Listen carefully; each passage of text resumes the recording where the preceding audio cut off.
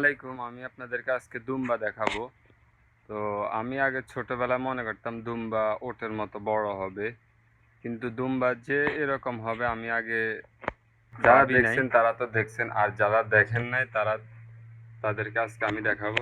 চল, তো আমি এখন চলে আসলাম দুম্বা যেখানে আছে ওইখানে। তো এই যে দেখেন, এগুলা হচ্ছে দুম্বা। আমি ছোটবেলায় মনে করতাম যে দুম্বা অনেক বড় হয়, কিন্তু না, এটা একবারে ছাগলের মতো। অনেকেই জানেন কিন্তু অনেকেই জানেন না, সেই জন্য ভিডিওটা করলাম। এই যে এগুলার মধ্যে আর ছাগলের মধ্যে পার্থক্য হলো এগুলার পিছনে দিয়া মানে একটু বেশি গোস্ত থাকে, আর পিছনটা দেখতে অন্যরকম। এটাই হচ্ছে দুম্বা। দেখতে কিন্তু হুবহু ছাগলের মতো, কিন্তু এগুলো ছাগল না। অনেকে মনে করবেন এগুলা ছাগল, কিন্তু এগুলা ছাগল না, এগুলো আসলে দুম্বা। অনেকেই দুম্বা দেখেন নাই, তাদের জন্য এই ভিডিওটা করলাম।